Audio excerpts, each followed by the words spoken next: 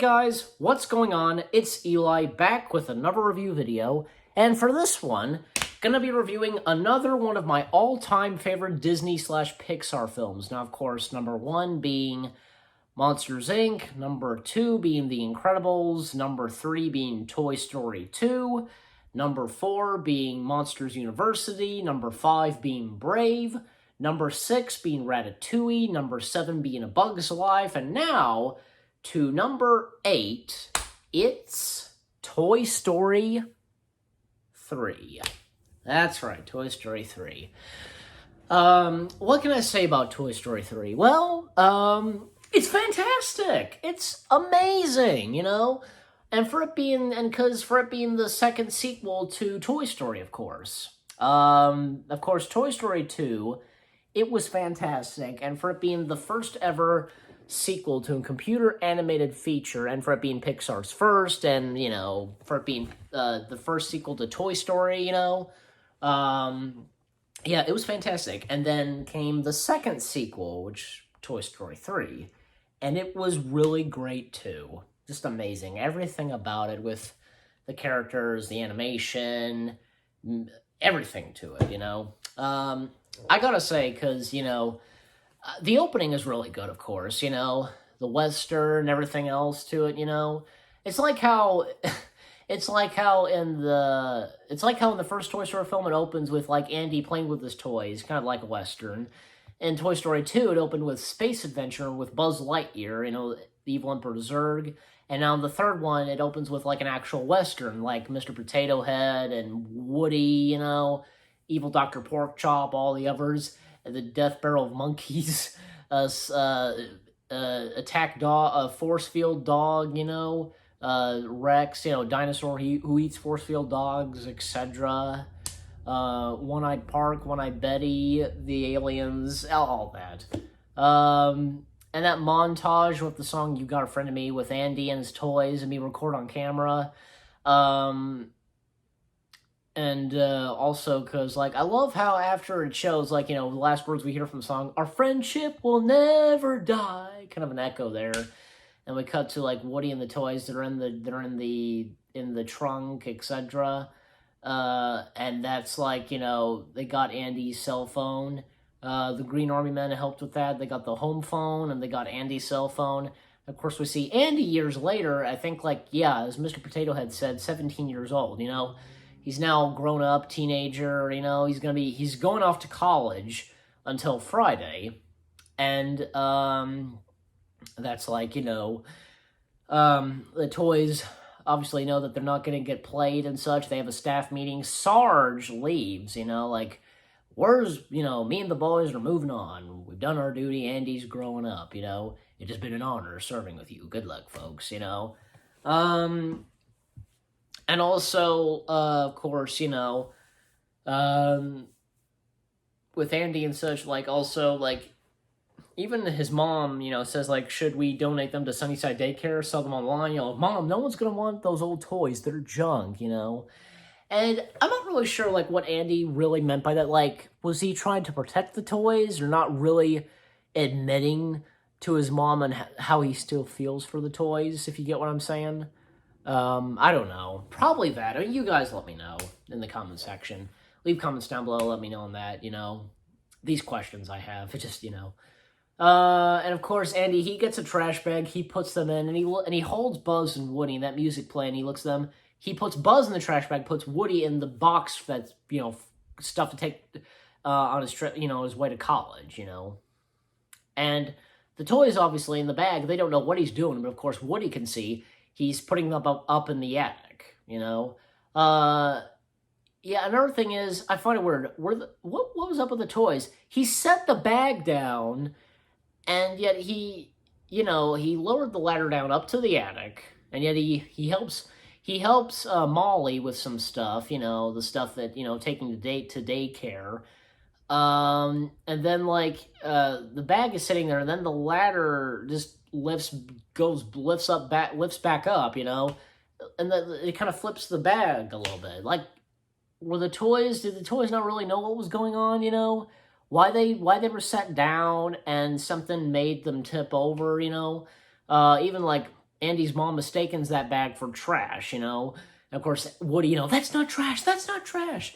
And the appearance of Buster is funny, a little bit of an older Buster, too tired and sleepy to help Woody get to the garbage, etc. And of course, Woody, he uses scissors. He goes down to save the toys. But apparently, they use, Rex, like Mr. Potato Head says, Andy doesn't want us. What's the point? And Buzz, he gets an idea. Point. It looks at Rex's tail. And apparently, they get out because of Rex's tail. Managed to get out of there, cause a big hole and such. And then Woody, he goes to the trash bags. He snips the trash bags, and it's just garbage. It's funny. And Woody's reaction is, ugh, And with the garbage man, pouring the garbage in the trash and taking the garbage bags, etc., into the garbage truck, and the one, bam, bam, bam, bam. That is Sid, apparently. It is Sid, and with the shirt. And it's the same, what's his face, Eric Vaughn, I forget his name, but he, who voiced Sid in the first Toy Story, reprised the role of Sid in this, of course, older Sid, now is like a garbage man, etc., pouring garbage into garbage trucks, that kind of stuff. Also, of course, Woody sees that the toys they got out there, they're making their way into Andy's mom's van, / car. And Woody tries to tell them that he was trying to put you guys in the attic. Of course, they don't buy it. They just, because they think that, Andy just got rid of them and he doesn't care for them anymore. But Woody knows that's not true. And us audience, we know that too. The toys come to your senses, as I guess some people would say. Listen to Woody. Do you think Woody would be lying, And that scene with, the toys confronting Barbie, because earlier, basically Molly just tossed Barbie into the box, just... Even when Jesse says, poor Barbie, and Ham, he says, I get the Corvette, And Barbie, Molly and I have been close. I can't believe she just threw me away, They make their way to Sunnyside Daycare. And then, of course, we come to daycare, and with Mrs. Davis, yeah, that's the name of Andy's mom. She's friends with Bonnie's mom. Of course, we see Bonnie, of course, there, playing with the monkey, the crash cymbals, that kind of monkey. And we see later on in the film, watches the cameras, security cameras, etc. And of course, the toys, they meet all the other toys in daycare, and they, of course, meet Lotso, who runs Sunnyside. Well, hello there, I thought I heard new voices. And then, of course, take a tour through daycare, the butterfly room, and of course, Ken and Barbie meet. They zing, I guess, and as in Hotel Transylvania, they say it. And then, of course, they fall for each other, etc., love your leg warmers, nice ass, Scott. And of course, they make their way into the caterpillar room, and there's a big baby. Mr. Potato Head slips, oh, watch out for puddles. Obviously, it could be pee or just water, who knows. But anyways, and that's when in the caterpillar room, all the toys are there. Woody stumbles upon Chatterbox, Chatterphone, if I'm saying it right. Well, that telephone, voiced by Teddy Newton. And actually, it's Teddy Newton's one of his favorite characters he's played in Disney and Pixar. So, in Disney Pixar film, you get the idea. Of course, Barbie goes back with Ken into the butterfly room. All the other toys, they remain there. Woody is just, he thinks it is a nice place, etc. But of course, Andy, he and the others, they belong with Andy, but yet Jesse's like, Woody, wake up, it's over. And Woody's just fine, that's great. I can't believe how selfish you all are, Now I'm going, And Buzz, he reaches out for his hand, shaking hands, but Woody, he just moves his head a bit, straightens up his hat, walks away. Bullseye wants to come with him. Woody just tells him to stay with the others, And that's when Woody leaves, that whole sequence of him trying to get it out there. He's in the bathroom, and this cleaner and such, we think he sees Woody, what the heck? And Woody just, of course, he sees a little spot on the mirror, like, that's better. Of course, Woody, he almost makes out, like, he makes out there with a glider and such, and, like, really good music that's playing such. He's flying. The wind kind of messes around and also causes to break. He falls into a tree, and then he's caught by a string. His string, pull string, catches a branch, and then Bonnie stumbles upon Woody. His hat is left behind because his hat was knocked off his head. And that's when we cut back to the caterpillar room, and all the toys are getting tortured and such by the little toddlers who are too young to play with them, basically. And oh god, of course, the gross parts, like one kid sticks up Mr. Potato Head's parts up in his nose, mouth, and of course that part with Buzz like, That's gross. I can't even look at that, basically. Seriously, I can't. It's gross. Don't you guys agree with me? Yeah, I can't. I'm thinking of it in my head right now. Oh my gosh, that's gross.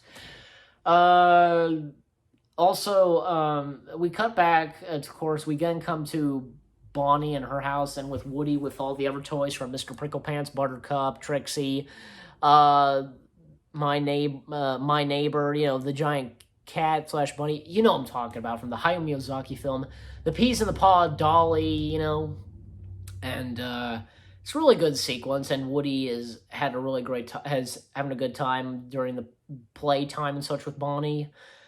Then we cut back, of course, to the caterpillar room. All the toys are kind of, because after the aftermath of them getting just painted on, messed around, etc., of course, Buzz goes off, like, to see, because talk to Lotso about them moving into the butterfly room, and, of course, he stumbles upon the toys, like Chunks, Twitch, Sparks, Ken, there, a gang of toys such, playing poker, I guess, and with that toy device, with farm animals, etc.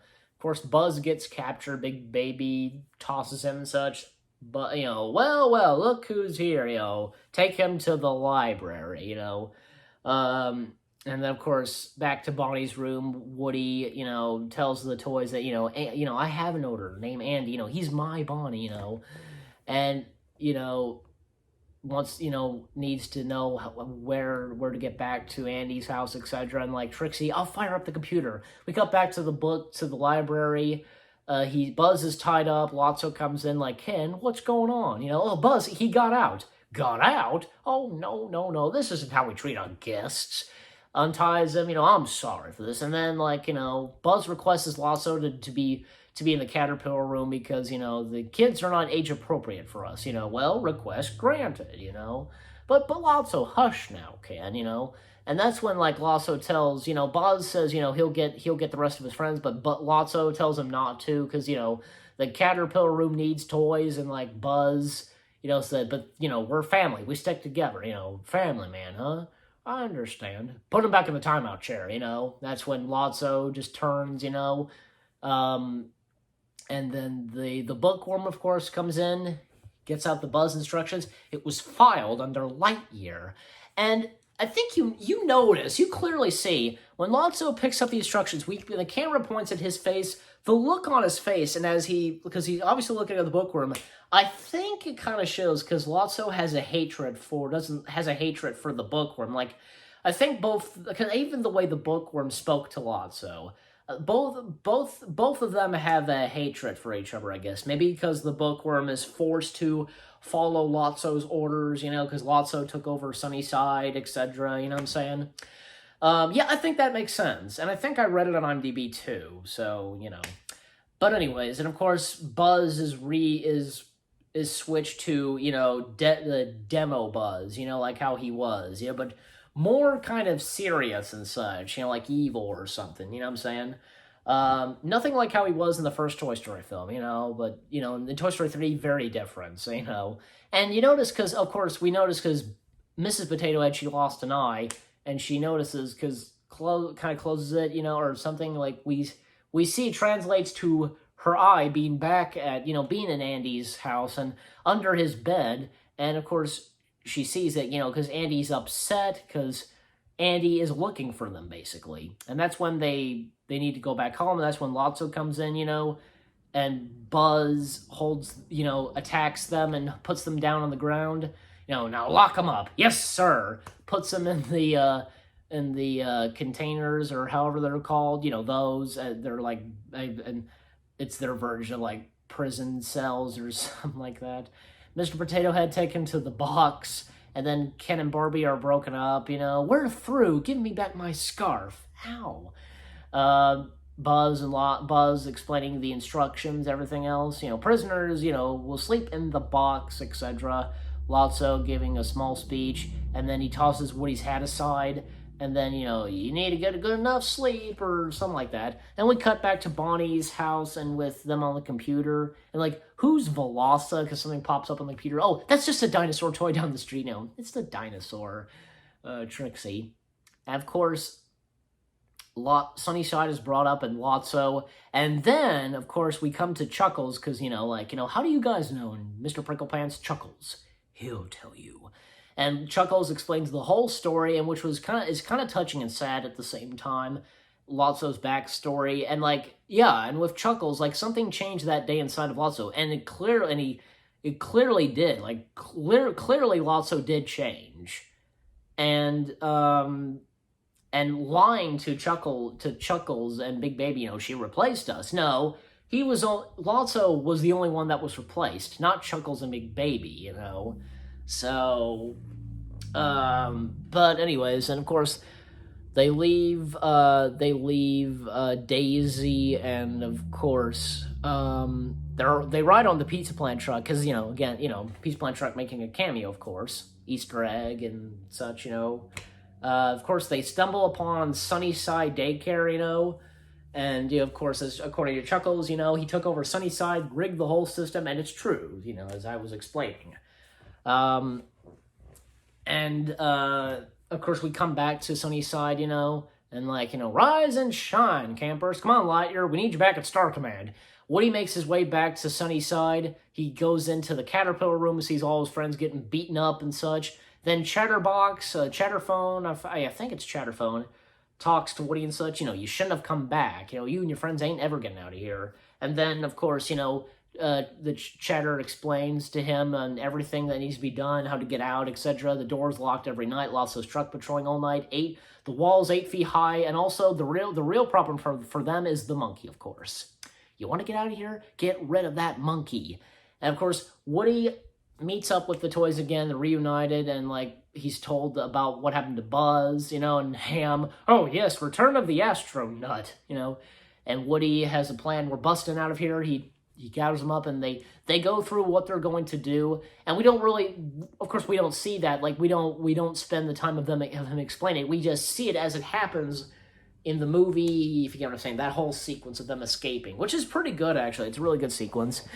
Slinky and Woody versus the monkey, Barbie tricking Ken, Buzz being taken care of, and of course, Spanish Buzz, Idakara Spahia, At least for Spanish Buzz, at least he's fine, he's with them, so, Mr. Potato Head as the tortilla and a cucumber. You would not believe what I've been through tonight. They make, oh yeah, and that creepy part with Big Baby, it's very creepy, And of course, they make their way to the garbage, where the dumpster is. Lotso comes there, as Slinky, okay, climb across. Boom! Lotso shows up. You lost, little doggy. And of course, that whole sequence, and just to make things short, Lotso, Woody tells Lotso about Daisy, she loved you, Lotso. She never loved me as much as any toy would love a kid, And Big Baby picks it up. Mama, what? You want your mommy back? She never loved you. Don't be such a baby. He throws it on there. He crushes it with his cane. And, we're all just trash, waiting to be thrown away. That's all a toy is, And Big Baby, he stands up, and he basically, he grabs Lotso and throws him into the dumpster, etc., because Big Baby had the last straw, basically. And yeah, that's true. And even as to what Ken said, Sunnyside can be cruel and groovy if we treated each other very well. It's Lotso. He's made us into a pyramid and he put himself on top.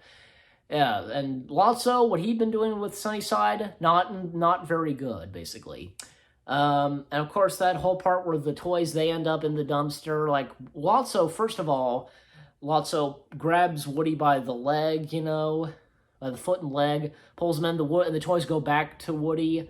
They end up in the dumpster, etc., and they make their way to where the garbage is, and that whole sequence of them, and then, of course, the furnace.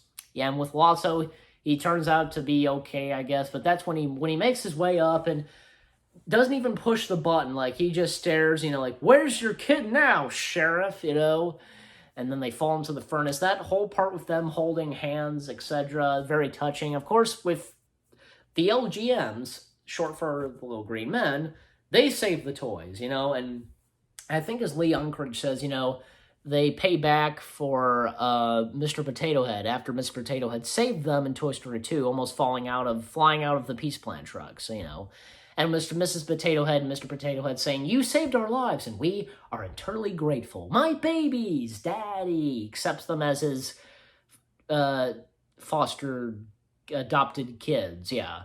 And Lotso, his defeat is hilarious, of course, like, a garbage man spots him. I had one of these when I was a kid. Strawberries.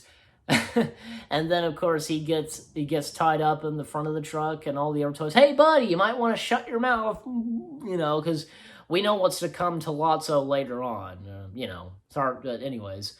And, of course, the toys, they make their way back to Andy's house. They get washed up. They get in their boxes. And then Woody writes a note to Andy about Bonnie. Andy makes his way to Bonnie's house, and then, like, that whole sequence with Andy giving his toys to Bonnie, very touching and such, and that playtime that Andy and Bonnie have, and right before Andy leaves, last words he gives are, thanks, guys, and very teary-eyed and choked up, and with Woody, because as the toys that are on the porch, they look out and, Andy's car's driving off, and, like, so long, partner. Oh, hey, Buzz, you didn't get to meet the rest of the guys. As the camera pans up, it shows the clouds, and then the music playing, and then it fades to black. Boom, the credits roll. That epilogue, really good epilogue, actually. Funny moments and such, and that last part with Buzz and Jesse dancing and such, has a bit of a Spanish mode in him, and dancing. And that Spanish version of You Got a Friend in Me, it's really good and very catchy.